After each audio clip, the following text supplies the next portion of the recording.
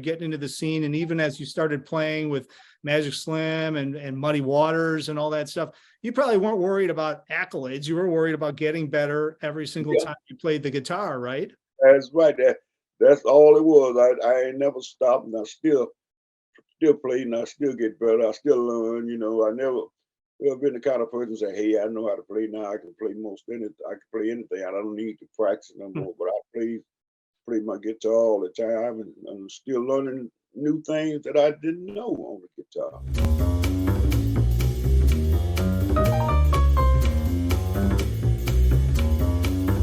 Hey everybody, Mike Jeffers, and welcome to Open Mic, the show that I get to talk to musicians from all different genres about their career, about what they have happening and what's coming up. And like it's called Open Mic, it's like a jam session with artists. So I am very excited to have two-time Grammy nominee, former band leader and guitarist for Muddy Waters, Willie Dixon, Magic Slim, and he's played with everybody in the world. And very exciting, he is in a class of the Blues Hall of Fame, class of 2023, being inducted into the Blues Hall of Fame May 10th. And of course, he's headlining at the Chicago Blues Fest. He's going out on tour next week after we do this interview. So he's constantly busy. So I'm glad we could catch up with him for a few minutes. John Primer, welcome to the show. And thanks so much for taking a few minutes. It's good to see you. Good to see you too. And glad you being so I can talk to you about it. Okay. Yeah, well, I'm glad we caught you before you're I know you got like maybe one day off here and then you're off to the races again. I think you're traveling again and doing some touring and stuff again before you come back into Chicago for all of that exciting stuff at the Blues Fest. But let's talk about the Blues Hall of Fame induction, May 10th down in Memphis. I mean, I can't believe you weren't inducted already, but it's pretty exciting that you're in the class of 2023. I mean, what does that mean to be part of the Blues Hall of Fame? Well, to me, it means a whole lot to me because I never thought I could get into Blues Hall of Fame. I always, I never been complaining about it and everything. Just happy for everybody that's being inducted into there. But I'm just very happy to be part of it, and very happy that thanks God for me being alive, so I can be an inductor and know, and I can smell the flowers. I believe it. Everybody else is gone, passed on. Most of them they inducted, and most of the blues failed. But I'm very happy about being inducted into that, and I really appreciate it. Yeah, I mean, it's pretty exciting. And, the Blues Hall of Fame, that not that your name has to be put on any bigger pedestal because you've toured all over the world. You've played with all the masters. You're a master yourself. You've got tons of recordings out. I should tell everybody to go check out johnprimerblues.com for all of all of that information. But it's going to feel good to be able to be just part of the Hall of Fame down there, because I mean they're going to have mementos of you. They're going to do a presentation for you and everything. It's got to be nice to be just recognized by your peers, I would imagine. Yeah, very excited, man. I never thought that I would be live long enough to try to be inducted to it. At my age now, and it's a very important part of for me to be inducted to the Blues Hall of Fame, and most everybody is excited about it, and very happy for me, and I really thank everyone for being so excited for me and helping me out. The Blues Foundation, all those people, I really thank them all for letting me be inducted to the Hall of Fame. A little boy, when I was a little kid growing up, I never thought that I would be wearing nothing and playing blues. It just thing that I wanted to do all my life since I was a little kid, 3 or 4 years old. I wanted to play a guitar. I learned how to play guitar at 6 years old, but I wouldn't learn how to play the guitar for each kind of thing because I knew I'm not never gonna win nothing or be a star like all these other blues guys. But it really came forth, and I just wanted to play, be a musician. I didn't care about winning anything, but if I won something, if I didn't win, if I'm nominated for something, if I didn't win, I'm very happy for the people that won.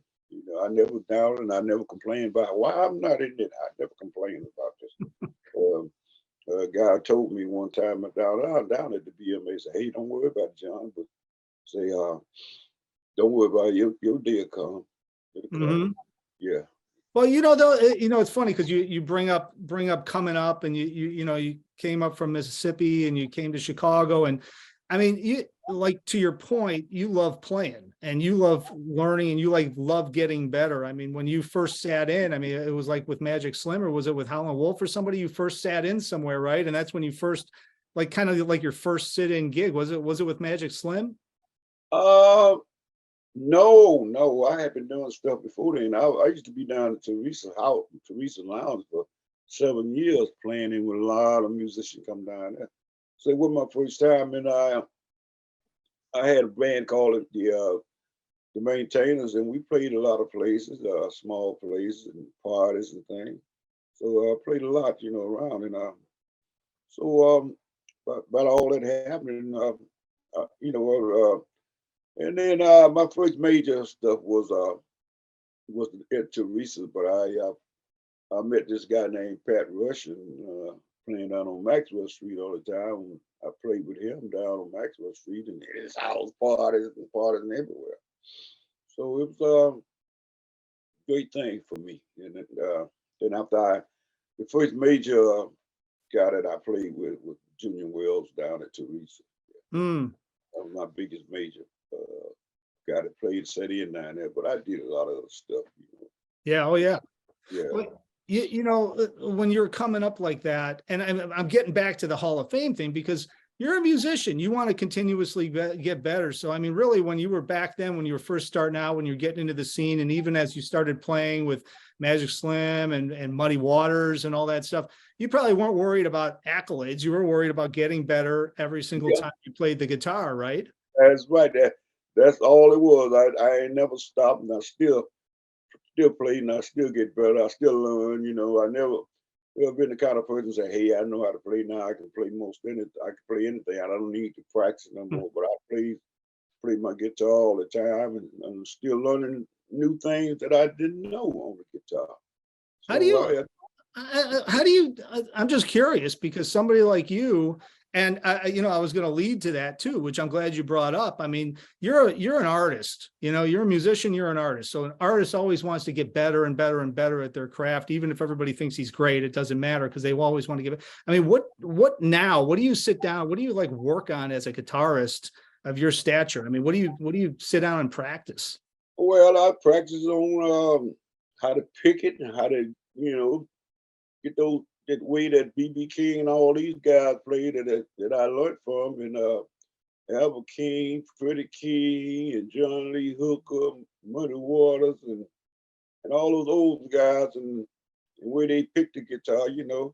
And I figure out, well, them guys famous and they playing this way.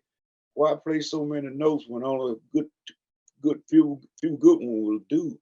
So I Hmm. keep on playing, man. You never get too old to learn, and you never can master the guitar. You can play, play, play. I see people, a lot of musicians plays, and but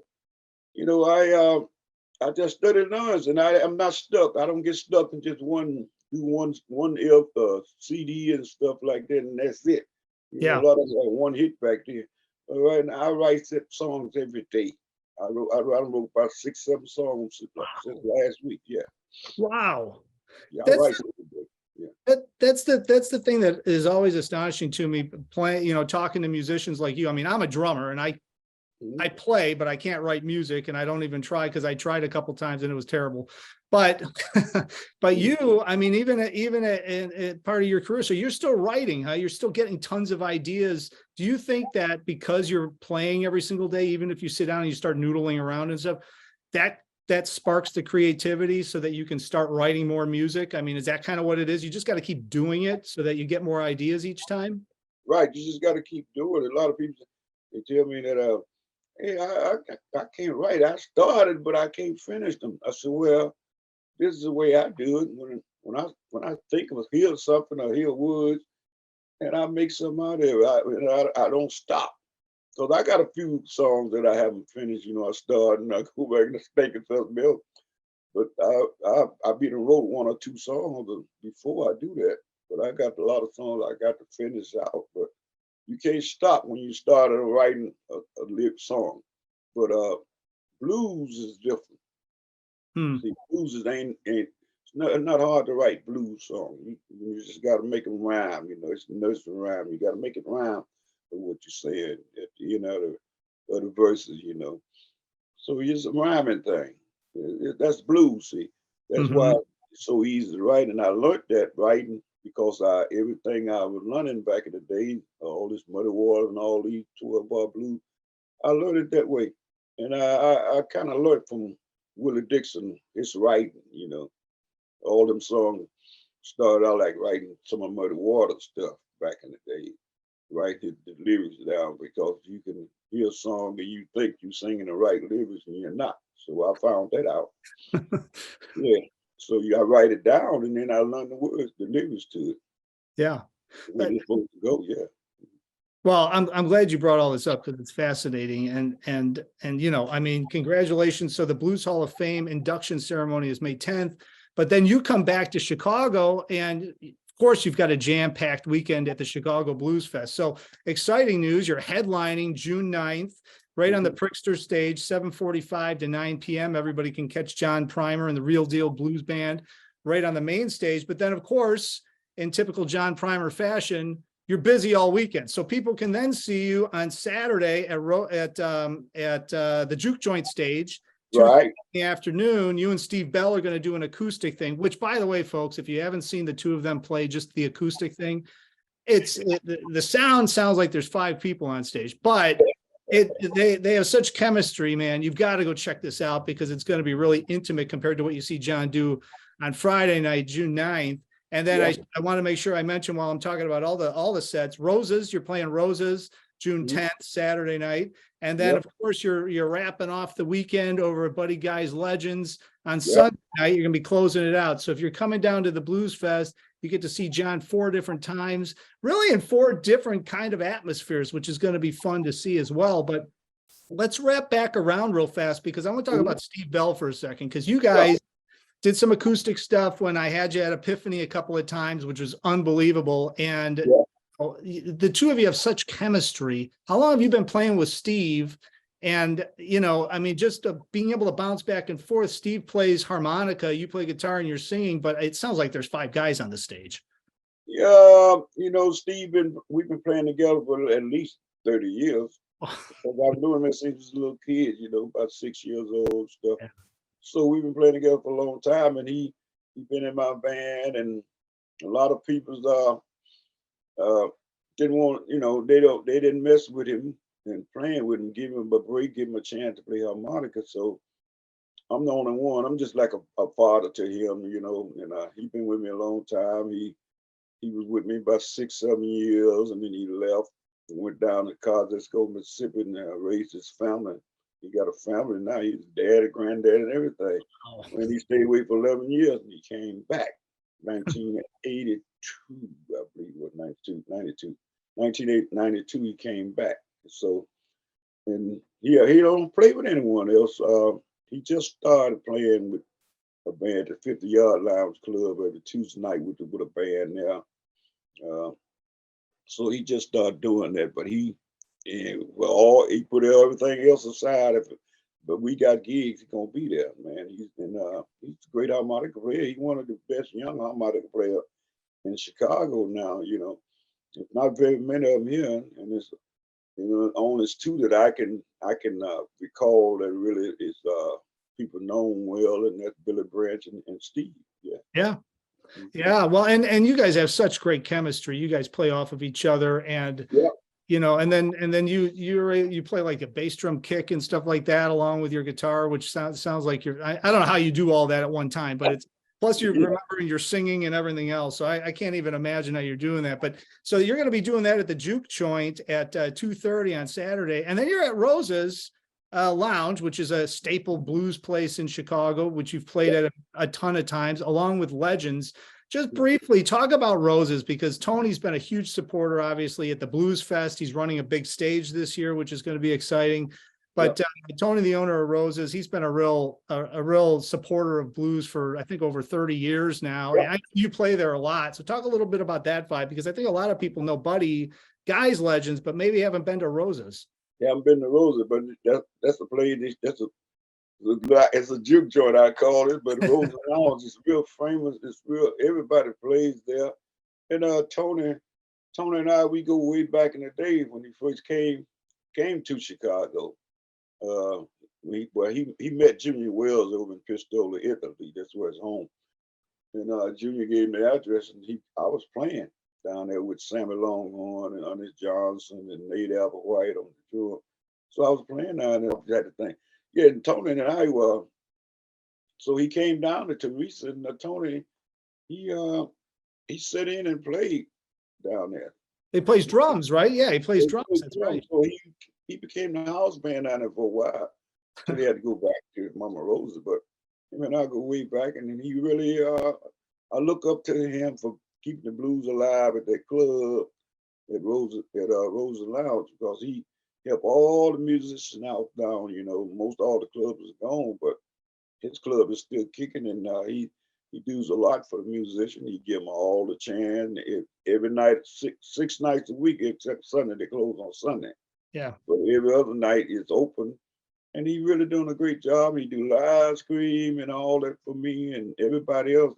Now that he does it, yeah. Oh yeah. See you, yeah. So he's a real guy to work with, and he's a real nice guy. And his mom, Mama Roses, I love Mama Roses. She always looked up at me as a good person, and she always be glad to see me when I work there. But she's not there. She's back at home, just chilling out now because she got the age. Oh but yeah. Yeah, but Tony's a good guy, man, to work for, and you can't say anything bad about him. No, I agree. And he's really kept that place humming, man. And he's really helped to keep the blues scene alive and all that stuff. So, all right. So let me make sure everybody knows JohnPrimerBlues.com for all of John's upcoming dates, all of his recordings, and there's many of them. So I encourage everybody to go pick those up as well. And of course, the Blues Hall of Fame induction on May 10th in Memphis, and then the Chicago Blues Fest. We're going to have everything up online at bluesfestguide.com as well, along with all the stuff that's happening all weekend. So, John, thanks for taking a few minutes. I really appreciate it, man. It's good to see you, and I will see you at the Blues Fest for sure. Yeah. One more thing I'd like to say, don't forget, I'm going to be supporting my new CD too. Some of the songs at the Blues Fest, and then we did a tribute CD to Magic Slim, back-to-back CDs. So y'all can go online and get that CD and finalists and all that stuff too at the same time. www.johnprimerblues.com, and you can order online. Yeah. That's perfect. Yeah, we'll link it all up below too, man. I'm glad you brought that up. That's awesome. So, all right. Thanks for taking time, John, and I really appreciate it. And of course, thanks everybody for watching. And until next time, hopefully I will see you all somewhere out on the scene.